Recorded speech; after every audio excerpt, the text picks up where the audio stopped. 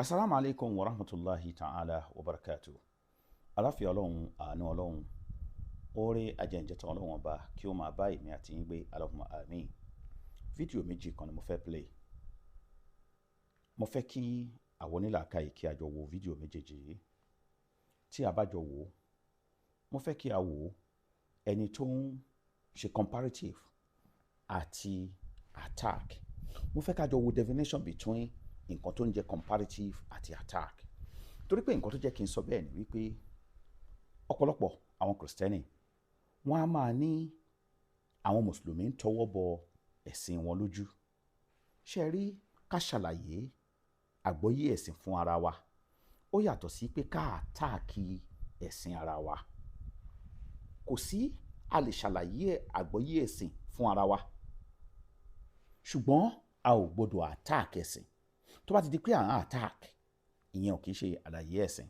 Ṣùgbọ́n kí n tó sọ̀rọ̀ mi, mo fẹ́ kí ẹ gbọ́ ọ̀rọ̀ àwọn méjèèjì. Bismillah. Ògbónífẹ́ni tó láyé àti ọ̀run, Mùsùlùmí àtẹlẹ́bọ, ọ̀rọ̀ yìí dàbí ọ̀rọ̀ ọlọ́dẹ tó yìnbọn fájá, àbí sójà tó yìnbọn fájá, ó ti gbàgbé pé ọmọ ìyá rẹ̀ ló pa. Mùsùlùmí àti ẹlẹ́bọ kò sí ìyàtọ̀. In fact, àwọn evidence kan bẹ tó yẹ pé téèyàn bá rí ẹ pé nínú Mùsùlùmí àti ẹlẹ́bọ kò sí ìyàtọ̀. Ọlọ́bàtálá tó ní kò ní dáa fún Allah. Ọlọ́bàtálá tó ní kò ní dáa fún Allah. Ó ti gbàgbé pé bàbá rẹ̀ lòún ṣépè fún. Ọmọ Allah náà Mùsùlùmí tó ní kò ní dáa fún Ọlọ́bàtálá. Ó ti gbàgbé wípé Allah náà lòún sọ pé kò ní dáa fún yẹn. Torí àtọlọ́bàtálá àti Allah àwọn méjèèjì jọ wọnú ara wọn jọ rò pọ̀ bí ẹ̀fọ́ ni. Jésù ní èmi gbé nínú bàbá, bàbá mi sì ń gbé nínú mi. Bí Jésù ṣe ń gbé nínú bàbá, tí bàbá ń gbé nínú Jésù, bẹ́ẹ̀ ni Ọlọ́bàtálá ń gbé nínú Allah, Allah ń gbé nínú Ọbàtálá. Àwọn méjèèjì jọ ń gbé nínú ara wọn ni. Ẹ já wò ó, báwo ló ṣe rí? Ẹ rí wípé tí Mùsùlùmí bá fẹ́ sọ̀rọ̀, wọ́n sọ wípé Allahu wa ta'ala. Yẹ gbé ọdẹ bẹ́ẹ̀. Muslim, tọ́ba fẹ́ sọ̀rọ̀ wá ní Allahu wa ta'ala.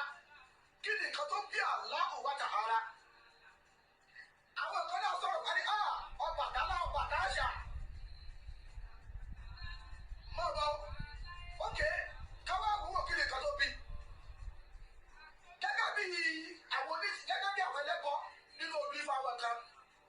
Tí wọ́n bá lọ bá Ọ̀rúnmìlà, bàbá Àgbẹ̀mọ̀rẹ̀gùn. Ọ̀rúnmìlà ó sọ fún ẹ pé ẹ jẹ́ kí n bá yín bá Allahu. Ẹ jẹ́ kí n bá yín bá ọba Àtàọ́lá, ẹ jẹ́ bá yín bá sọ̀rọ̀.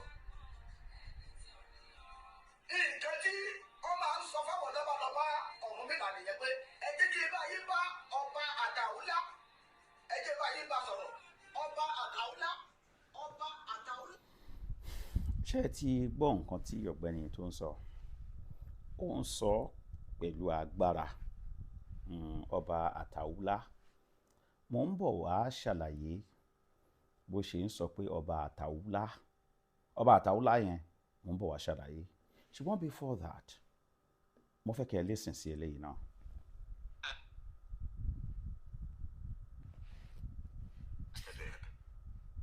Let me establish to you now. Islam, we Muslims, we are practicing Islam. Islam is mentioned in so many places of Al-Quran. Al-Quran is the revelation of Allah to Prophet Muhammad sallallahu alaihi wasallam. While the Bible was never revealed to Jesus Christ, we have more than 60 different contradictory versions of the Bible. We have King James Version, Present. Revised Standard Version, Present. New Revised Standard Version, Present. the Revised Standard Version, Present. New World Translation, Present. New Jerusalem Bible, Present. New American Standard Bible, Present. New Living Bible, Present. Book of Mormon. Present. So many. And all these versions, they are contradictory. So Jesus Christ never saw any of the versions of the Bible, but the Quran was revealed to Prophet Muhammad. And that is why today, check all verses of the Bible. There is no single place where the word Bible is mentioned in the Bible. You can never find in the book of Genesis, Exodus, Leviticus, Number, Deuteronomy, 1 Samuel, 2 Samuel, 1 Kings, 2 Kings, the book of Isaiah, Matthew, Mark, Luke, John. Nowhere to be found. The word Bible is not mentioned in the Bible. But the word Quran is mentioned in so many places in the Quran. Allah says, Yasin wal Quran innaka lamina al-mursalin ala siratin mustaqim. Wa nunazzilu min al-Quran Afala yatadabbaruna al-Quran am ala qulubin akfaluha. So many places is Quran mentioned in the Quran. The Christians mi ò fẹ́ kí ọ̀rọ̀ yẹn kí ó pọ̀ púpọ̀ ni. Ṣé ti rí comparative? Ṣé ti rí attack? Nítorí pé nǹkan tí ó ń ṣẹlẹ̀ léléyìí tí àwọn kan fi ń jáde tí wọ́n fi ń attack Islam. Ṣùgbọ́n àwa gẹ́gẹ́ bí ẹnìkan, àwa ò ní attack yín, a ní attack ẹ̀sìn kankan rárá. Ṣùgbọ́n a máa ṣàlàyé fún ẹni tó ṣe pé ọ̀bọ̀lágídò ni nǹkan tí ó bá yé. Ṣé rí ọ̀gbẹ́ni tó ń sọ̀rọ̀ yẹn, Ọbatala, bó ṣe ń sọ̀rọ̀ yẹn, àwọn oní Ọbatala fúnra wọn á máa yín mú sí i pé kò jọra wọn. Kí ni ìdí tí wọ́n fi máa yín mú sí ni? Òun ni wípé kí èèyàn ó tó tanná síwájú ẹ̀, kó tó tan kámẹ́rà síwájú ẹ̀, má ṣe research ẹ̀ dáadáa. Nítorí pé tó o bá ṣe research ẹ̀ dáadáa, nígbà tí àwọn kan bá tọwọ́ bọ fọ̀rọ̀ ẹ, wàá padà wá di ẹni yẹpẹrẹ níwájú àwọn tó o ti ń lẹ̀nù fún. Wàá di ẹni yẹpẹrẹ níwájú àwọn tó o ti ń sọ pé Ọbatala tó ti ń sọ fún. Àkọ́kọ́ ni wípé ṣé ọ̀gbẹ́ni yín mọ̀ wípé àwọn nǹkan kan wà tó yàtọ̀ sí ara wọn. Àkọ́kọ́ jẹ́ kí n kọ́kọ́ sọ ọ̀rọ̀ nípa Ọbatala fún ẹ. Ṣé o rí ìtàn ń pè l'Ọbatala yẹn? Wọ́n máa ń pè àwọn kan ní ọlọ́bàtálá. Ṣé o rí ọlọ́bàtálá?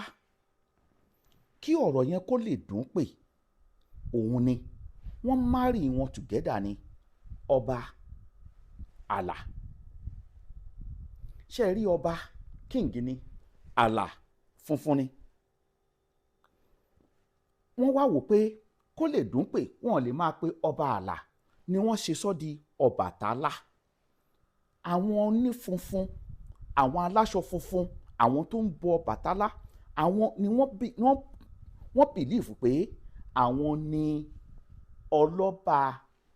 Ọbatala, ọba tó jẹ́ pé gbogbo iṣẹ́ ẹ̀ mímọ́ ni, funfun ni,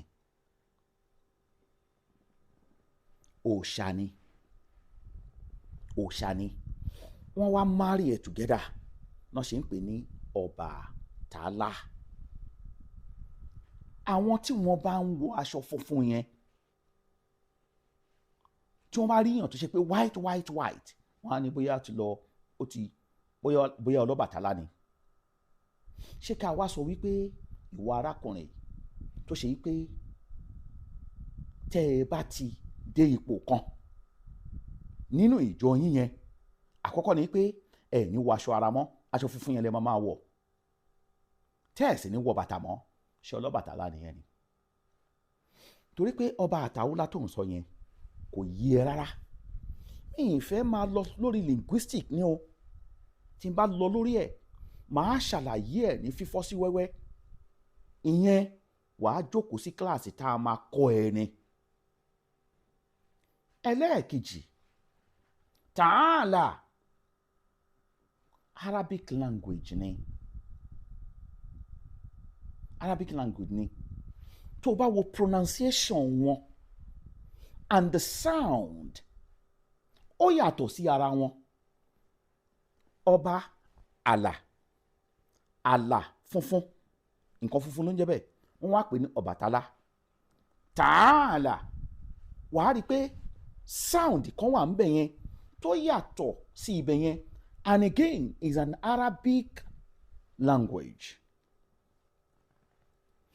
Sórí tí n bá tún ní kí n máa fọ́ yẹn náà sí wẹ́wẹ́, ọpọlọ ẹ ò lè gbé.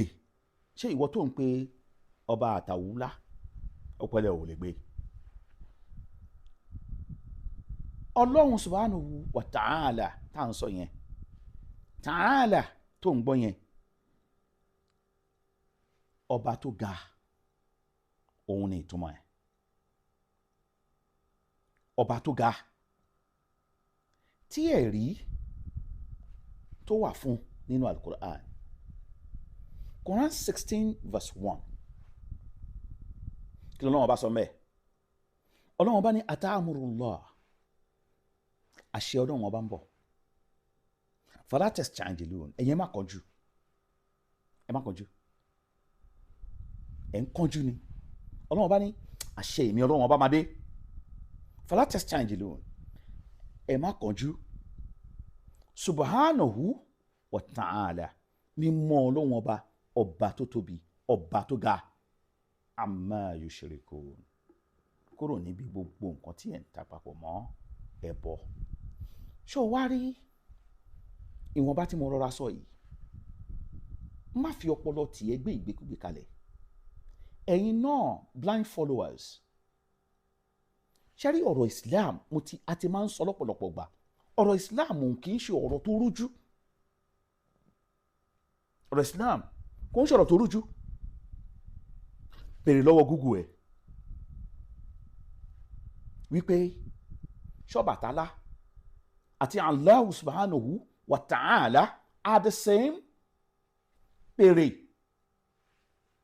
ìwọ fúnra rẹ̀ wá rí pé làákàyè tó fi ń sọ̀rọ̀ yẹn ti mosquito ni torí náà ẹni bá máa sọ̀rọ̀ kó máa wo nǹkan tó máa sọ kó máa sọ wípé ẹ̀sìn Islam àti Ọlọ́bàtálá ìkan náà ni is an attack fún ẹ̀sìn wa òun attack wa ni ṣé káwa sọ wípé ẹ̀yin kìrìsìtẹ́nì tó ṣe pé ẹ̀jẹ̀ Jésù lẹ́fí ń ṣàdúrà ká sọ wípé ẹ̀yin àti àwọn ológun ìkan náà nìyí nítorí pé táwọn ológun bá máa kí tiwọn wọn á ní olómi ńlẹ fẹ̀jẹ̀wẹ̀ òláṣọ ńlẹ fi mọ̀ kí mọ̀ bóra ẹ̀jẹ̀ lẹ́fí ń wẹ̀ ní gbogbo gbà náà tẹ́ máa sọ pé ẹ̀jẹ̀ Jésù fi wẹ̀ ẹ́ nù ẹ̀jẹ̀ Jésù fi ṣàn yín dànù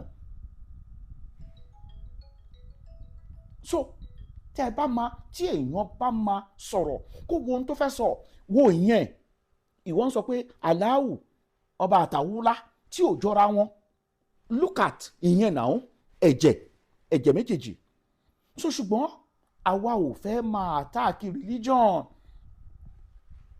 má sún wa lọ síbẹ̀ ẹ má sún wa lọ síbi tí ó yẹ pé religion la máa jọ máa attack láàrin ara wa tó bá fẹ́ wá pẹ̀lú comparative wá kó clear sọ Ọlọ́run ọba yóò ṣàánú wa subhana rabbika rabbil izzati amma yasifun wa salamun alal mursalin alhamdulillahi rabbil alamin.